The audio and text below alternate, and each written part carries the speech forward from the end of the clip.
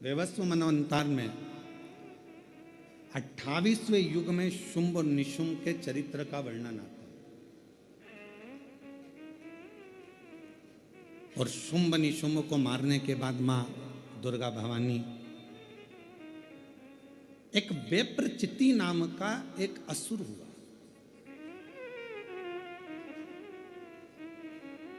और यह वेप्रचिति एक ही काम करता था।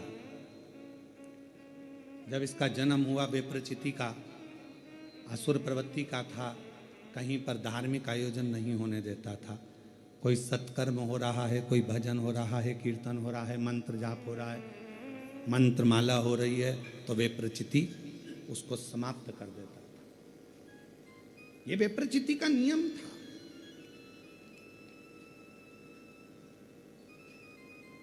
पितरों के पास में अगर कोई भाग जा रहा हो, पितृलोक में अगर कोई भाग जा रहा है, तो पितृलोक के भाग को भी वेप्रचिति खुद खा लेता, खुद धारण कर लेता। इतना भयंकर असुर था वेप्रचिति कि देवता सब त्रस्त थे उससे। एक बार भगवान ब्रह्मा जी ने भगवान नारायण से पूछा कि ये वेप्रचिति का वध कौन करेगा, इस वेप्रचिति का संहार कौन करेगा। तो कहा, पितरों की 3 कन्याएं, मैना, धन्या और कला। मैना जी के घर में मां पार्वती का जन्म होगा और पार्वती जी जब अपने नाना जी से मिलने के लिए पितृलोक जा रही होंगी और ये वेप्रचिति उनको रोकेगा, तब उनके भाग को रोकेगा, उनके अन्न भाग को रोकेगा या उनके पुण्य भाग को रोकेगा, तब मां पार्वती इनका संहार करे। कितना सुंदर व्याख्यान इस वेप्रचिति की कथा में आता है। माता का नाम रक्तदंती का कैसे पड़ा, वो शिव महापुराण की कथा वर्णन करती है कि वेप्रचिति भ्रमण कर रहा था यहां तहां पर। पितृ बड़े सरल थे, पितृ बड़े सहज, पितरों की बड़ी नम्रता। ये दुनिया के लोग कहते हैं ना कि पितृदोष लग गया, पितृदोष लग गया, पितृदोष लग गया, ये लोग कहते हैं अपनी जगह पर शास्त्र नहीं कहता कि पितृदोष लगा। शास्त्र कहता है कि हमारे घर के पितर, हमारे घर के पूर्वज हमको देखकर हमेशा खुश होते हैं, कभी बद्दुआ नहीं देते हैं, कभी बद्दुआ नहीं देते। पर घर के बच्चों का एक नियम होना चाहिए, घर के बुजुर्गों का, घर के रहने वाले व्यक्ति का, घर में रहने वाला एक एक व्यक्ति का ये नियम होना चाहिए कि 16 श्राद्ध जब आए तो उन 16 श्राद्ध में आप अपने पूर्वजों को धन्यवाद दो, प्रणाम करो, नमन करो, दान करो, पुण्य करो। कुछ ना बने तो कम से कम गौ माता को एक रोटी गुड़ रखकर, शक्कर रखकर, मीठा रखकर गौ माता को 16 दिन में एक दिन तो कम से कम गौ माता को रोटी दो, ये श्राद्ध के बावजूद।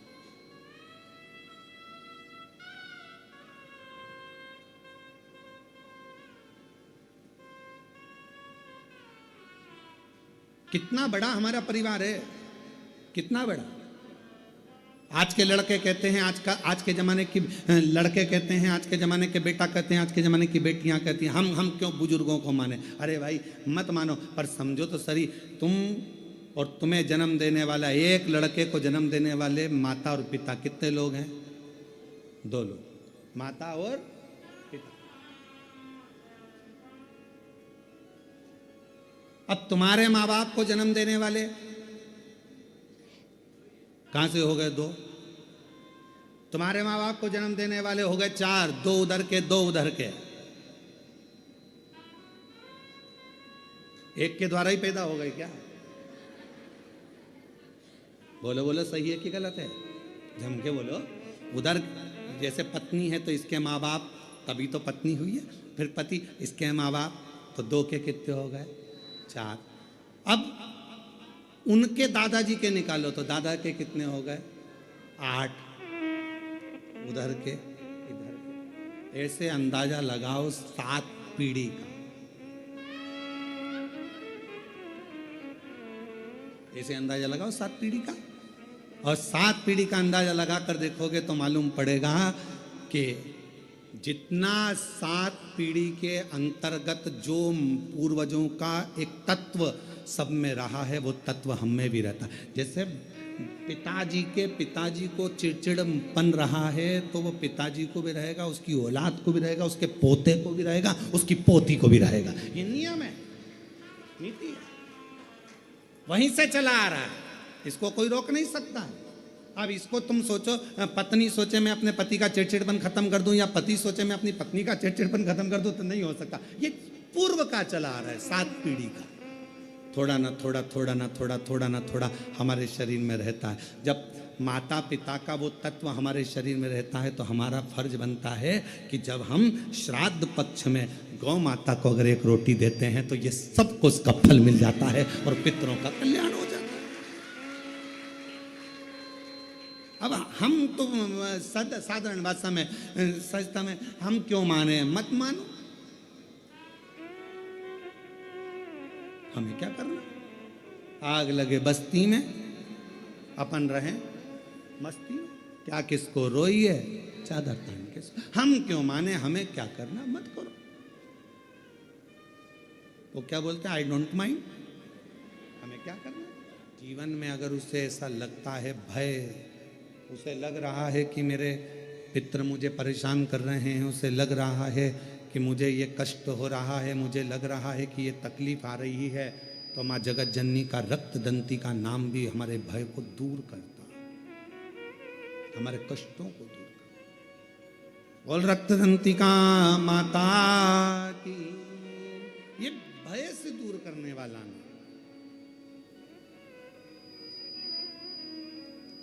भय से मुक्त करने वाला नाम। समय जैसे कई तारकासुर ने मांगा वर, भगवान ब्रह्मा जी से वर मांगा था कि मेरी मृत्यु अगर हो, मेरे प्राण अगर जाएं, तो भगवान शंकर के पुत्र के द्वारा जाएं।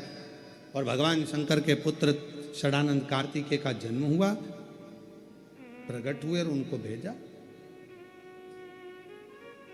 कई बार भगवान इंतजार करता है कि तेरे दुख कटेंगे, थोड़ा समय का इंतजार कर। ऐसा नहीं कि दुख नहीं कटेंगे, कटेंगे, पर तू शंकर के मंदिर जाना प्रारंभ कर, तू शिव नाम लेना प्रारंभ कर, तू राम नाम लेना प्रारंभ कर, तू कृष्ण नाम लेना प्रारंभ कर, तू भगवत नाम लेना प्रारंभ कर।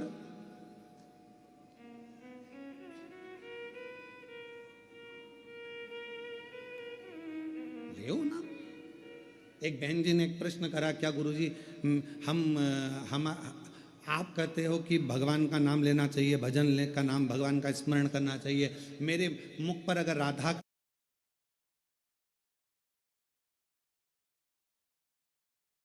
चावल की कटोरी में, कटोरी के अंदर थोड़ा सा चावल रख लीजिए कच्चा, उस चावल की कटोरी में एक बेलपत्र, थोड़ी सी दुर्वा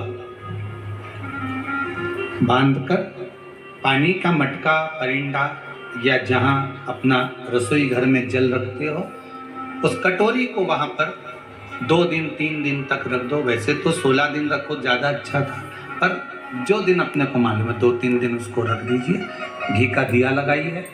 3 दिन के बाद में उस दुर्वा को, उस बेलपत्र को शिव बाबा को ले जाकर समर्पित कर दो। चावल पूरे घर में घुमाने के बाद चिड़िया को या नदी में या किसी जीव को प्रदान कर दो।